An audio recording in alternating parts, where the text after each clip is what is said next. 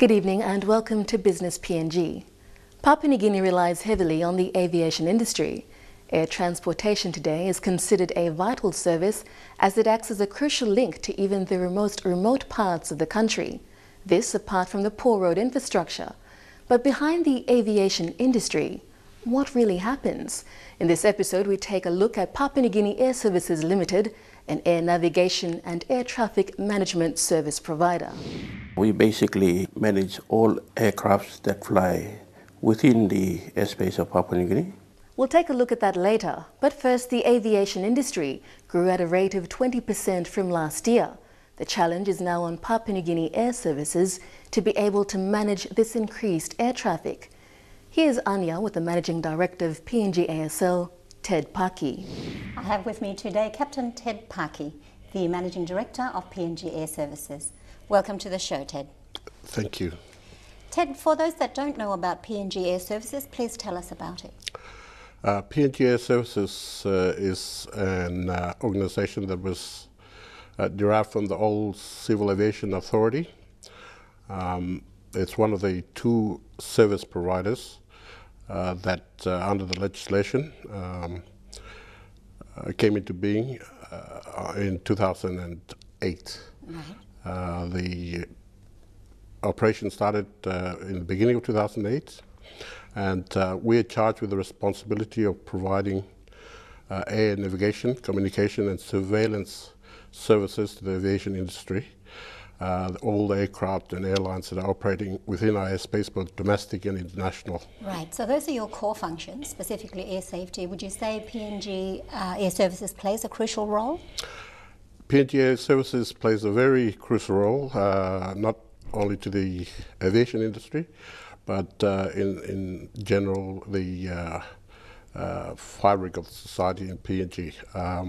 Why do I say that? Papua New Guinea, as you know, is mountainous terrain, some of the most rugged terrain in the world, and aviation or air travel is by far the safest and most efficient means of travel and transport within Papua New Guinea.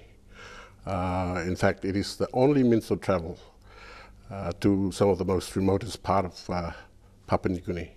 So we play a very crucial role in that we ensure that the travel is safe and efficient. People get from the start points to the destination safely.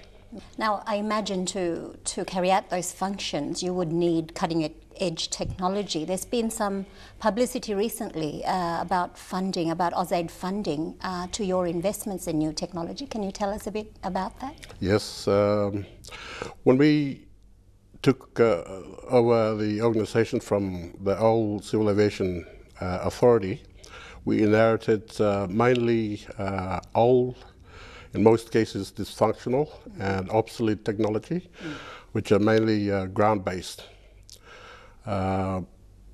It's been difficult. In the last 4 or 5 years we've been in operation, we've struggled to keep those systems operating. So in 2011, we developed a roadmap to modernize the airways infrastructure, which includes its holistic roadmap, which includes modernizing the navigation aspect of our operation, the surveillance, communication, and the air traffic management system. Right. It's a 3 to 5 year roadmap or work plan, and we're well and truly underway. We will transit, when the job is completed, we'll be able to transit from ground-based facilities to satellite-based technology. So that's the kind of technology which is being used worldwide? Exactly. So one of the challenges we have is as a country and managing an airspace like ours, we are connected to other airspaces. Our challenge is to make sure that the airspace, the service we provide is up to the standard that our neighboring flight information regions or airspace providers supplying. When completed, we'll be able to harmonize and provide what they call a seamless airspace. In other words, when big airplanes like the 747s, A380s, 767s go through our airspace to up to the north is American airspace and to the south is Australian. They won't be able to see any difference in the level of safety standards or level of service that we provide. At the moment, because we're using ground-based technology, they can notice that difference. Right, but they won't be when your plan comes to full fruition. Exactly. Now, apart from technology, what are the other barriers that PNGASL faces? PNGASL is faced with a lot of challenges which are not so common in other more, I guess, westernized countries. Duplicate a lot of facilities so that we cover the entire space. Other issues such as third-party service providers. Back on one of the challenges that I probably left out was funding. Funding is a major issue at the moment, but AUSAID has been very kind and very effective in assisting us. One of the challenges we have is the service we provide is an invisible service. So I can't take you to show you the highway we're building now because it's up there. It's invisible, you can't see it. Whereas airports, roads, wharves, you can actually physically touch and see these things, and it's an easier sell for these agencies. Challenging environment to work in. Very challenging. Now, lastly, what are your future projections for the aviation industry in PNG? Well, PNG itself, the aviation industry has grown by 20% from 2011 to 2012, the domestic industry, and it is still growing. The world, in a larger scale, the Asia Pacific rim, the aviation industry is projected to grow at a rate of 5% each year, higher than any other region in the world. Wow. So the challenge is for each air navigation service provider within the region to do what it can to step up to the plate and be ready for the increase in traffic. Captain Ted Paki, thank you for your time today. Thank you, Anya. Thanks for having me. It's been a pleasure. An in-depth look into PNGASL's operations when we come back.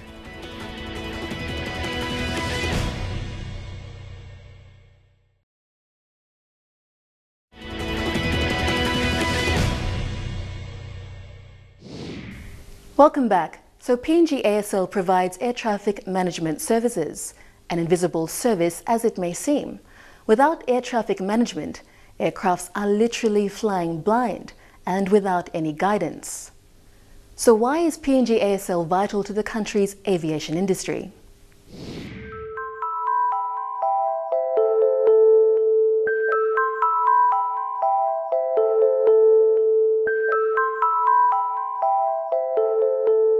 With an estimated population of close to 7 million people scattered amongst 22 provinces comprising of mountains, valleys, terrain and coastal areas, transportation in Papua New Guinea can be quite a difficult, complex and costly process.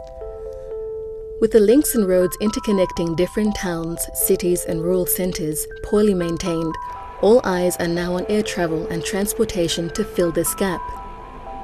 However, a lot has to happen within the country's aviation industry, both on the surface and behind the scenes, to assist in facilitating for this gap. With the airline service operators providing the flight services, the government regulating the industry, a lot more actually happens behind the scenes to support air transportation services. Especially in the sky, we have airways or highways like we have on the roads. So before a pilot decides to go to another destination, he submits what is called a flight plan to decide which airway he will use. And of course, other aircrafts will also want to use the same airway. Mr. Kapapal is the General Manager of Papua New Guinea Air Services a commercial entity established to provide air navigation services to Papua New Guinea's aviation industry. We basically manage all aircrafts that fly within the airspace of Papua New Guinea using a network of communications, navigation, surveillance systems and facilities that we have installed throughout the country. As there is no other air navigation service provider in the country that is operating under government legislation, PNGASL plays such a crucial role in the aviation industry. Simply put, Papua New Guinea's aviation industry cannot function without the much-needed air traffic management services that PNGASL provides. PNG Air Services Limited is an important part of the aviation business because without air traffic management, aircrafts will be flying without having, any idea what's in front of them or what's below on the side. Coming into operations in 2008, PNGASL is an independent state aviation enterprise responsible for the delivery of air traffic and air navigation services. PNGASL is also responsible for providing basic aviation-related information to the industry to assist with aircraft operations. These include procedures to land and take off, information on maintenance or development works on runways, service facility outages, weather information, as well as fuel availability at airports.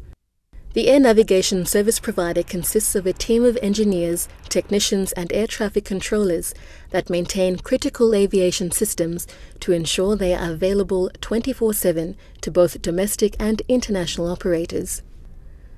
With an obligation to the country's skies, PNGASL manages all aircrafts that fly within Papua New Guinea's airspace, using a network of communications, navigations and surveillance systems and facilities that are installed and stationed at strategic locations throughout the country.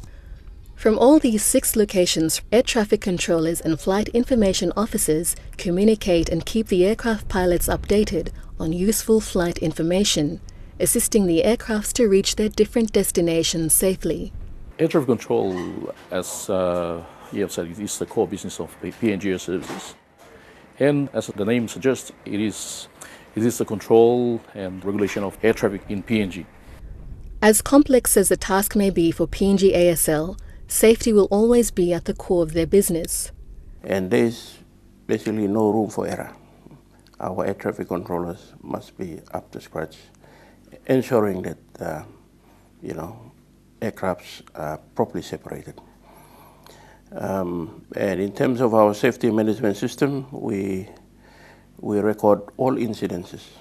If there is any incident at all, it has to be reported, recorded and investigated. And this system of registry and records is pragmatic and very robust.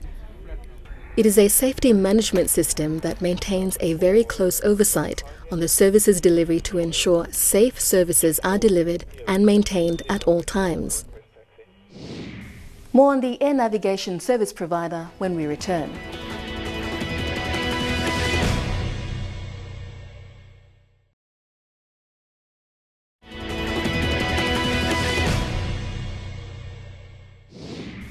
You're watching Business PNG, and tonight we are looking at air navigation service provider Papua New Guinea Air Services.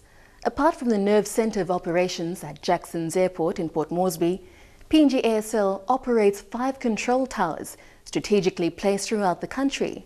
Business PNG went on location and visited their nerve centre of operations. Here is an in-depth look from inside their Jackson's control tower and control centre.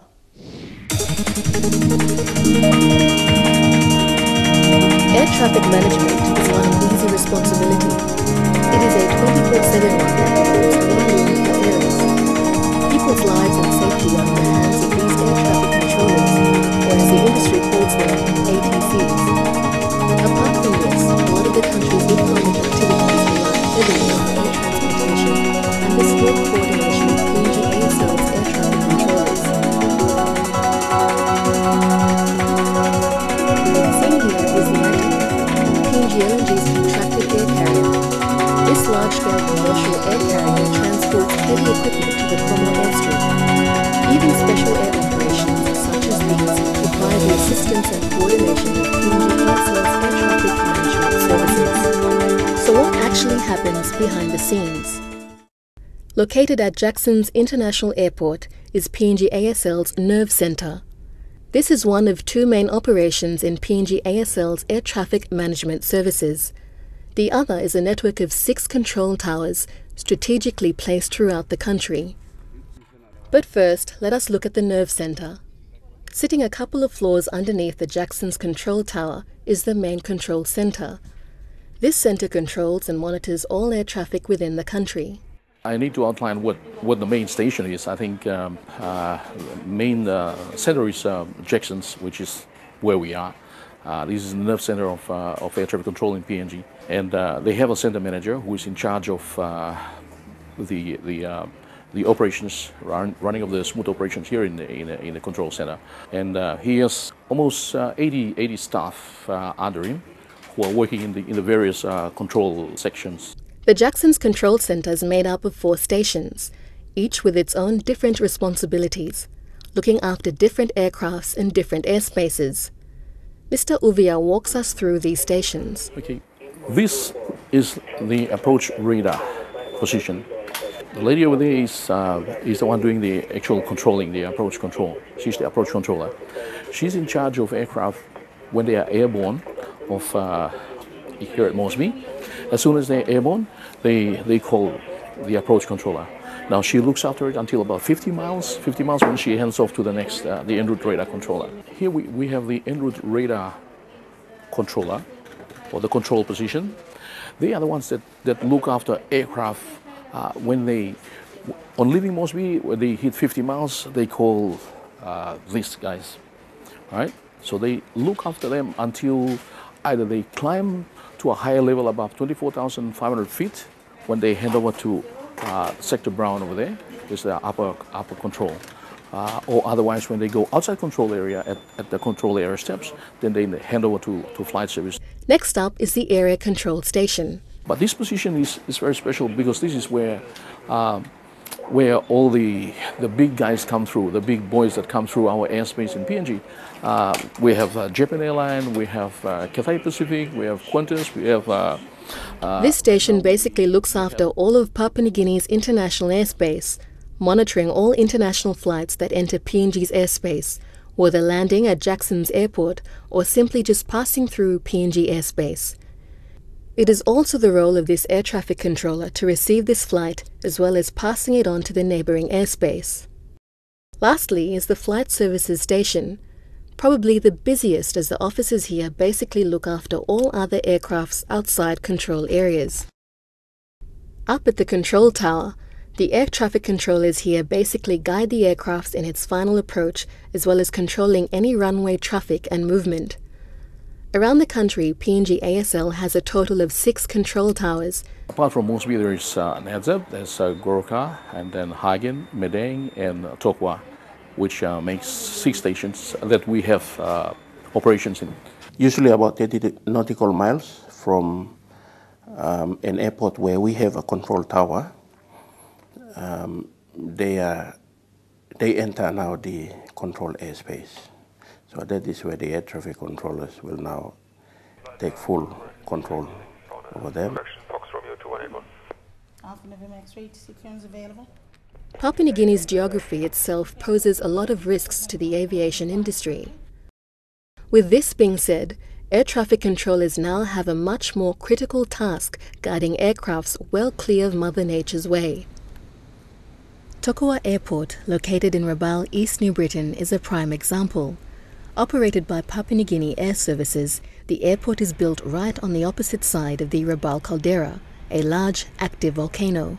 An eruption can occur any minute while volcanic ashes are imminent. For a start, understanding the place, Tokwa is almost 45 to 50 kilometers away from the 2 volcanoes themselves. Okay, that's Vulcan and Tawuru. Being that far away, it doesn't really impact on the operationality of aircraft or aircraft approaches into the airdrome, unless or until there is an eruption or there's subtle emanation of dust. And when the northwesterly is blowing, it blows direct to Tokwa Airport.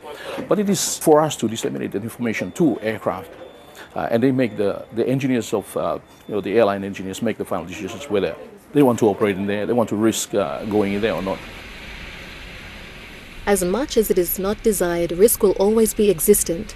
PNGASL's role in the industry is to minimize or eliminate these risks while ensuring safe flights and safe skies. Complex operations indeed.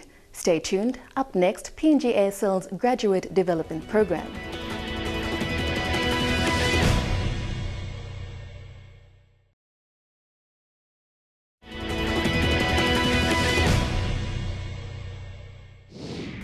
Welcome back. You're watching Business PNG. Like any other organization, PNGASL has its unique set of challenges, technology being one. However, the organization has highlighted these challenges in their 2011 to 2015 development plan. Let us take a look at PNGASL's modernization program, as well as capacity building within the organization. Just like any other organization that offers essential services, technology plays a vital role in Papua New Guinea Air Service's day-to-day operations. From communications to satellite to radar technology, all these technologies are the main tools needed to guide an aircraft safely from point A to point B. However, their main challenge is keeping up with the new technologies that the rest of the world is currently deploying. When it comes to air traffic management, maintaining interoperability and harmonization with the rest of the world's airspace authorities is ideal. Another challenge faced by PNGASL was dealing with aging infrastructure and equipment. To deal with this, PNGASL is heavily investing into its modernization program. As part of the organization's 2011 to 2015 development plan, PNGASL have estimated to spend about $95 million on new systems and infrastructure, with the aims of improving operations and, more importantly, their services. Since its inception in 2008, AUSAID has been working extensively with PNGASL, assisting with funding for various equipment upgrades. The partnership with AUSAID is a great initiative and very, very beneficial to us in the long run. Recently, an agreement was signed between PNGASL and AUSAID, further strengthening ties and funding arrangements with the air navigation service provider. The agreement that we're signing today is all about supporting and strengthening PNGASL in this role. Together we are funding a range of activities, with AUSAID contributing 41 million kina and PNGASL providing 27 million kina. AUSAID will help fund three main projects in our modernization program. The first one is the ADSB multilateration air traffic management system, which we term PAMAS. The next important project is the WGS 84 survey, and the third project is the communications coverage. Apart from technology, infrastructural and system challenges, capacity building was also a challenge faced by PNGASL. We have a lot of upgrades to do with our systems, but as you know, people drive performance. And to develop that people factor, PNGASL had to build capacity. The organization had to develop current and new employees, even graduates. Training was one way to do this, and the Graduate Development Program was another. The idea was coined in 2011 by the executive team, and then 2012, that's when the first graduate joined us. Nelissa Katsin graduated in 2010 with a Bachelor of Geographical Information Systems and landed herself a spot in the Graduate Development Program last year.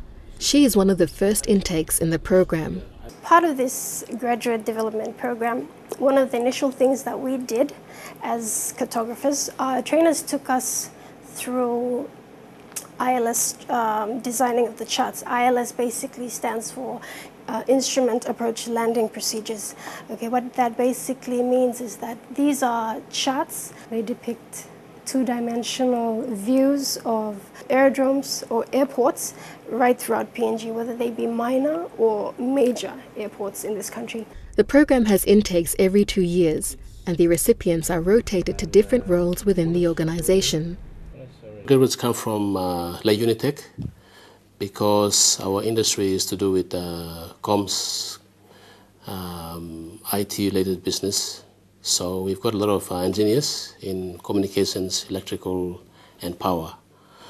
Having said that, we've got graduates in accounting, ICT, geoscience, physical science. Our graduates come in and they jump into the job right away, working on projects, assessing, evaluating projects. And so for me personally, I'm quite happy with the way they're going. And we are pretty sure that we will meet our targets by 2015. We're taking another lot next year, another lot of intakes for next year. So it's a 2-year program.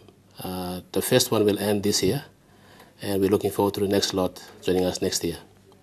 Apart from the program, PNGASL also has a cadetship where air traffic controllers are recruited into the organization.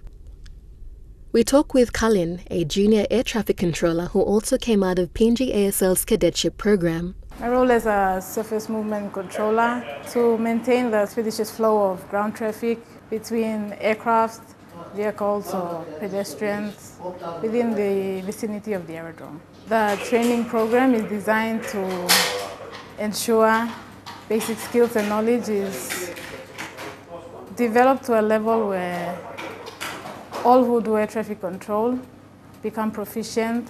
Training is vital to PNGASL. Staff members, both existing, new and recruits, constantly undergo training and certification, both locally and overseas.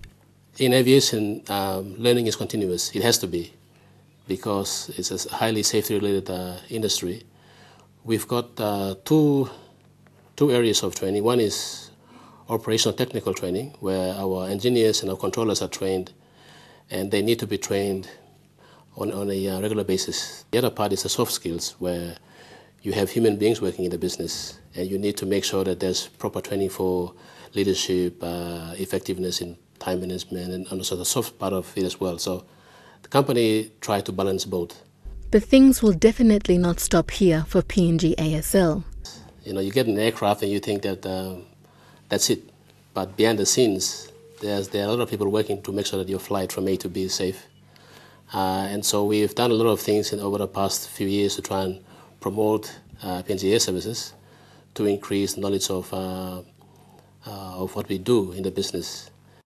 The organization will continue to improve its business, striving towards becoming a world-class air navigation service provider, ensuring safer flights and safe skies. And that's all we have lined up for this edition. To access our program online, log on to www.mtv.com.pg and go to our Business PNG page. Comments and suggestions, send them through to the email address shown on your screen. Also, a reminder that we do have a Facebook page. Drop us a line or two. Until next Tuesday, I'm Antonia Singut. Enjoy the rest of your evening.